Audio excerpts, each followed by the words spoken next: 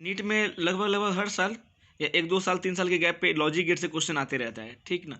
तो उसमें कभी कभी ये क्वेश्चन पूछता है ना कि कॉम्बिनेशन ऑफ गेट्स दे देगा, 2 3 4 गेट को मिक्स कर देगा और बताएगा, बोलेगा कि इसका बुलियन एक्सप्रेशन क्या होगा ऑप्शन में, या फिर बोलेगा कि कौन सा गेट है। तो उसको हम लोग बुलियन एक्सप्रेशन से लिख करके या उसके फॉर्मूला के थ्रू तो हम लोग निकाल सकते हैं, लेकिन थोड़ा टाइम कंज्यूम हो जाता है।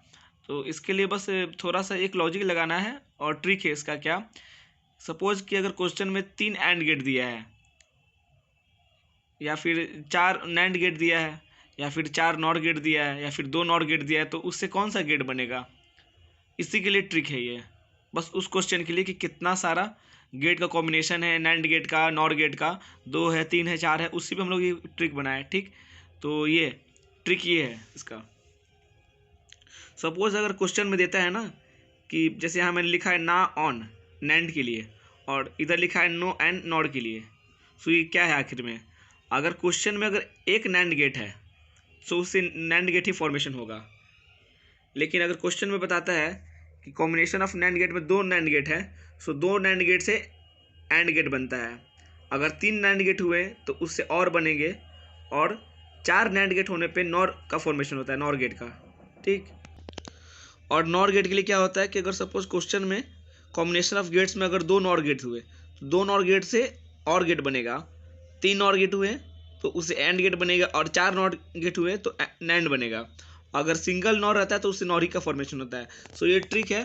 बस कभी कभी तो इसका यूज होना ही है, क्योंकि क्वेश्चन में कभी कभी टेस्ट में, एलएन के टेस्ट में या फिर अदर जो भी इंस्टीट्यूट है उसका टेस्ट में क्वेश्चन आता है, और इवन नीट में भी इसका क्वेश्चन आया हुआ है। सो मैं नीट का क्वेश्चन अभी दिखा देता हूँ। सो जैसा क्वेश्चन में दिख रहा है ना, यहाँ पे जो गेट दिख रहा है वो नैंड गेट है, ठीक है ना, 2 नैंड गेट है। अब बुलियन एक्सप्रेशन लगाएंगे तो थोड़ा लेंदी हो जाएगा। सो लेकिन हम लोग ट्रिक से जानते हैं कि जब भी 2 नैंड गेट मिलेगा तो एंड गेट का फॉर्मेशन होता है, और एंड गेट के लिए क्या होता है हमारा A dot B. So answer 1 हो जाएगा पहला, ठीक ना। अगर ये पता रहता है ना शुरू से तो अच्छा से आंसर निकल जाएगा। अब इसमें देखो, इस क्वेश्चन में देखो, यहाँ भी वही है, सेम क्वेश्चन है, दोनों नैंड गेट का कॉम्बिनेशन है। तो दोनों नैंड गेट के कॉम्बिनेशन क्या बनता है, एंड गेट। हम लोगों ने पढ़ा है ना कि 2 नैंड गेट के कॉम्बिनेशन से एंड गेट का फॉर्मेशन होता है, तो इसका आंसर हो जाएगा एंड गेट।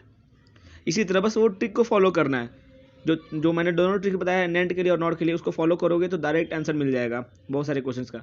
अब यहाँ पे देखो, यहाँ पे नॉर गेट है, 2 नॉर गेट का कॉम्बिनेशन है ना। सो 2 नॉर गेट से क्या बनता है, और गेट। और और गेट के लिए क्या होता है, ए प्लस बी, ठीक ना। देखो आंसर क्या हो गया, ए प्लस बी के टर्म में आंसर आ गया।